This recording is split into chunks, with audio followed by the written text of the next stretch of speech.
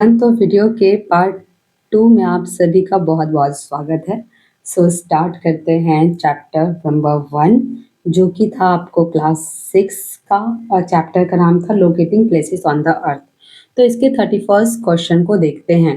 Which instrument is traditionally used to find out the main direction? जो आपको traditionally वो कौन-सा इंस्ट्रूमेंट है जिसे हम यूज़ करते हैं डायरेक्शन को फाइंड आउट करने के लिए? तो क्या आपने जो है कुछ इस तरीके की ना एक घड़ी जैसा इंस्ट्रूमेंट देखा होगा जहाँ पे यहाँ पे एन बना होता है, कई बार यहाँ पे एस भी बना होता है, यहाँ पे ई बना होता है और यहाँ पे डब्ल्यू, या फिर कई बार जो है बस यहाँ पे एन बना होता है और एक जो है आपको नीडल होती है जो हमेशा एन की तरफ पॉइंट आउट करती है। तो क्या आपको याद आ रहा है कि ये इंस्ट्रूमेंट क्या है? तो इस इंस्ट्रूमेंट को हम कहते हैं कंपास। क्या कहते हैं इसको? कंपास कहते हैं। नेक्स्ट क्वेश्चन है, the magnetic needle of a compass always rest pointing in which direction? जो मैग्नेटिक ये नीडल होती है कंपास की, वो हमेशा किस डायरेक्शन में पॉइंट आउट करती है? जैसे मान लीजिए ये है आपको, तो अगर ये नॉर्थ पे कर रही है यानी कि ये भी हो सकता है आंसर, ये भी हो सकता है, बट कभी ईस्ट पे तो नहीं करेगी, हमेशा इसका सामने साउथ रहेगा, तो यानी कि ये आपको बी जो है आपको आंसर हो जाएगा। नेक्स्ट देखते हैं, a drawing of the earth surface और a part of it on a flat surface according to the scale. Proper scale के अकॉर्डिंग कि आपको जो है 1 सेंटीमीटर इक्वल टू 1 किलोमीटर, ठीक है। तो ये आपको क्या होगा, तो ये जो है आपको चीज़ें की जाती हैं वो आपको मैप पे की जाती हैं, ठीक है। मैप पर जो है इस तरीके से चीज़ें की जाती हैं। नेक्स्ट क्वेश्चन देखते हैं, what do we call a collection of a various map bound together? अगर आपने बहुत सारी मैप को एक साथ कलेक्ट करके एक बुक बना ली है, ठीक है, एक जो है आपको बुक बना ली है, तो इसे क्या कहेंगे? इसे जो है हम क्या कहेंगे?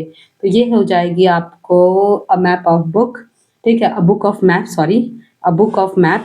तो इसे जो है हम एटलस कहते हैं, इसे जो है हम एटलस कहते हैं।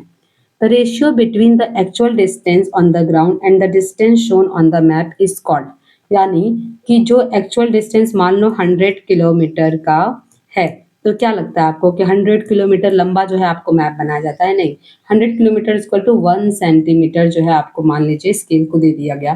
तो इस पर्टिकुलर सिस्टम को क्या कहते हैं? इस पर्टिकुलर सिस्टम को जो है हम क्या कहते हैं? तो इसे हम कहते हैं स्केलिंग। क्या हो जाएगा? स्केल हो जाएगा, ठीक है। नेक्स्ट क्वेश्चन देखते हैं, which type of map show natural features? Natural features जैसे कि माउंटेन्स कहाँ पे हैं, प्लेट्यू कहाँ पे हैं, प्लेन्स कहाँ पे हैं, रिवर्स कहाँ पे हैं, कोस्टल एरिया कहाँ पे है, तो ये सारी चीज़ें जो मैप बतलाता है उसे हम कहते हैं फिजिकल मैप। क्या कहते हैं उसे? फिजिकल मैप कहते हैं।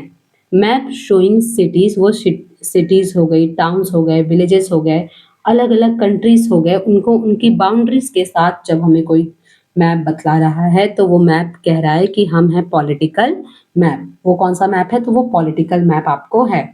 Map that focus on a specific information, कोई एक बहुत ही स्पेसिफिक इंफॉर्मेशन जो है वो फोकस कर रहा है, जैसे कि रेनफॉल पैटर्न, कहाँ पे कितनी कितनी बरसात हुई है ये, या फिर जो है वो बता रहा है आपको फॉरेस्ट के बारे में कि कहाँ पे कितना कितना फॉरेस्ट जो है आपको एरिया है, कहाँ पे कितना कितना फॉरेस्ट एरिया, या फिर कहाँ पे इंडस्ट्रियल एरिया है, ये कोई स्पेसिफिक इंफॉर्मेशन दे रहा है, तो ऐसे मैप को हम कहते हैं थीमेटिक मैप। ऐसे मैप को कहते हैं थीमेटिक मैप, ये किसी थीम पे बेस्ड होता है।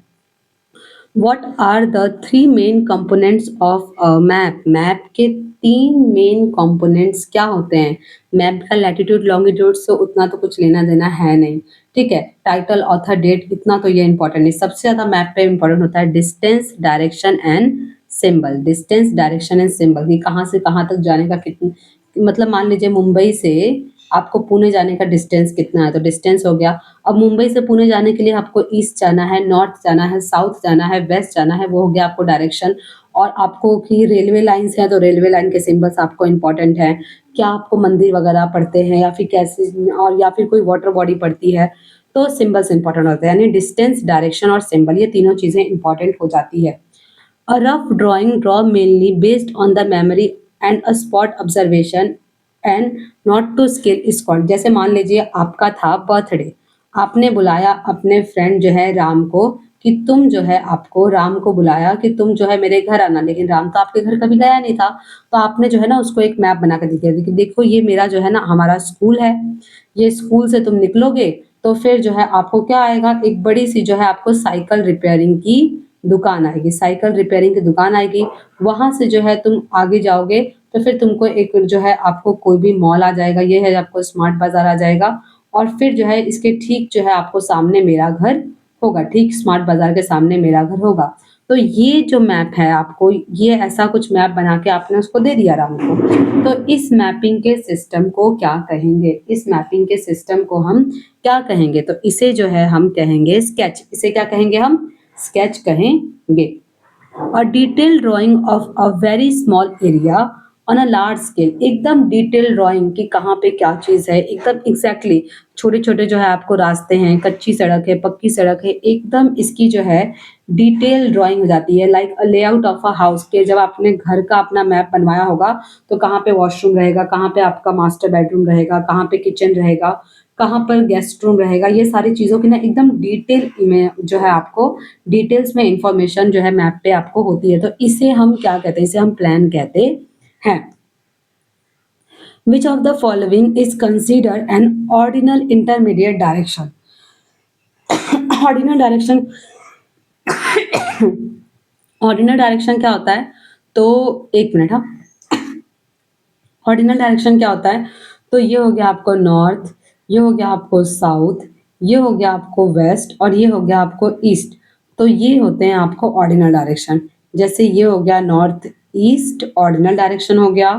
फिर आपको ये हो गया साउथ ईस्ट, ये भी एक ऑर्डिनल डायरेक्शन हो गया। फिर क्या हो गया, ये साउथ वेस्ट, ये भी एक ऑर्डिनल डायरेक्शन हो गया। और ये हो गया नॉर्थ वेस्ट, तो ये भी एक ऑर्डिनल डायरेक्शन हो गया। तो साउथ वेस्ट क्या है, एक ऑर्डिनल डायरेक्शन है। इसके बाद नेक्स्ट क्वेश्चन देखते हैं।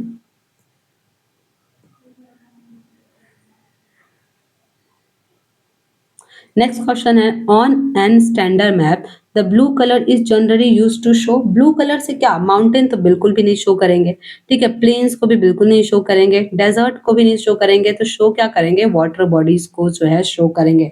चाहे वो ओशियन में, ओशियन हो, सी हो, रिवर हो, रहता तो उसमें पानी है और पानी को ही हम लोग जो है ब्लू कलर से शो करते हैं। On a physical map the brown colour is typically use to indicate. Physical map में ब्राउन कलर को किस लिए जो है आपको यूज किया आता है, तो वो होता है आपको माउंटेन्स एंड हिली एरिया को शो करने के लिए जो है आपको यूज किया जाता है। क्या, कौन सा कलर, तो आपको जो है ब्राउन कलर को यूज किया जाता है। क्वेश्चन है, which of the following statement, which of the following statement about longitude is not true. Longitudes के बारे में कौन सा स्टेटमेंट जो है वो आपको सही नहीं है। चलिए देखते हैं। They are semi circle, of course ये जो है आपको सेमी सर्कल्स होते हैं, ठीक है। They are all equal in length, ये भी बात सही है कि सबका लेंथ जो है इक्वल होता है। They meet at the poles, poles पर सारे के सारे मिल जाते हैं। तो कौन सा सही नहीं, they are parallel to each other, क्या ये पैरेलल्स होते हैं, बिल्कुल भी नहीं।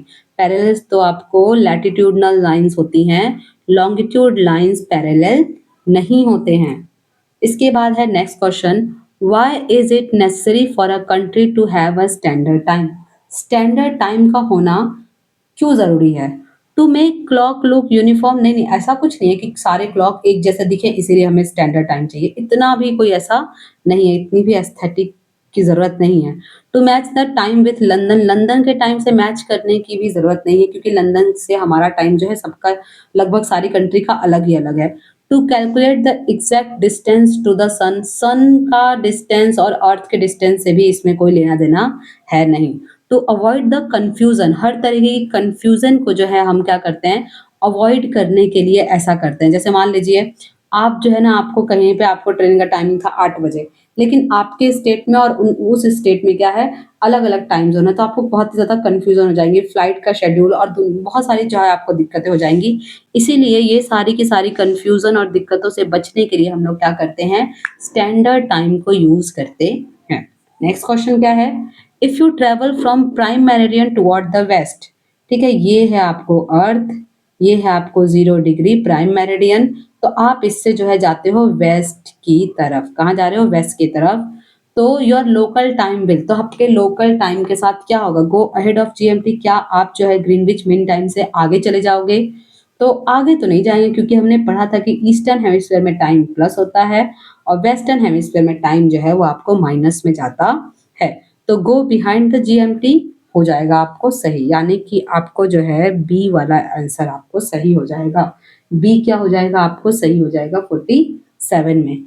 द मैक्सिमम न्यूमेरियल वैल्यू और लैटिट्यूड कैन हैव, एक लैटिट्यूड का मैक्सिमम वैल्यू क्या हो सकता है? देखो, अगर ये जो है आपको इक्वेटर है 0 डिग्री, तो 1 degree, 2 degree, 3 degree, 4 degree, 5 degree, 6 degree, 7 degree, ये क्या होता है 90 डिग्री तक जो है हम जा सकते हैं। ठीक है, तो 1 डिग्री हो गया, 2 डिग्री हो गया, 3 डिग्री, 4 डिग्री, 5 और कहाँ तक 90 तक जो है हम जा सकते हैं, यानी कि आपको जो है ए हो जाएगा आंसर। 90 जो है आपको नॉर्दर्न हेमिस्फीयर में, 90 जो है आपको सदर्न हेमिस्फीयर में। तो कितने होते हैं टोटल? ऐसा होता है ना 90 प्लस 90 इक्वल टू 180, और उसमें हम क्या करते हैं, उसमें हम जो है 180 में एक जो है ऐड कर लेते हैं इक्वेटर को और वैल्यू हो जाती है 181। ये तो हो गया पहला केस। दूसरे केस में क्या होता है, बहुत लोग कहते हैं कि जो आपको ये अगर अर्थ है, ये अगर अर्थ है तो जो पोल्स पे है ना, वहां पे तो ये एक पॉइंट में कन्वर्ट हो जाती है लैटिट्यूडनल लाइन, तो इसको लोग कंसीडर नहीं करते। तो 181 में से बहुत सारे लोग ऐसे भी हैं जो कि आपको 2 को लेस कर देते हैं, तो ये बचता है 179। तो आप जो है ना, अगर कोई आपसे पूछे तो आप इन दोनों केसेस को उनको समझा सकते हैं। देखिए ऐसी भी चीजें होती हैं। नेक्स्ट क्वेश्चन क्या है, the true shape of the earth which is slightly flattened. True shape of the अर्थ मतलब जो कि आपको स्लाइटली फ्लैटेंड है पोल पे और साइड साइड से थोड़ा बल्जी है,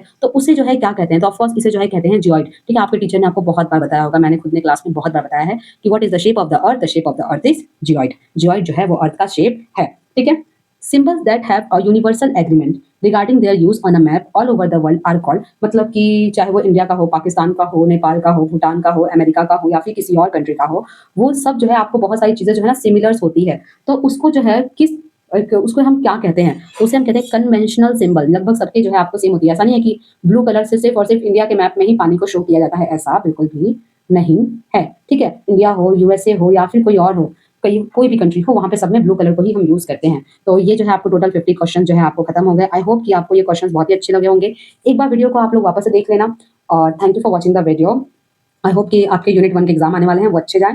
एंड अगर आपको कोई भी डाउट हो इस चैप्टर में तो आप मुझसे जो है कमेंट सेक्शन में पूछ सकते हैं।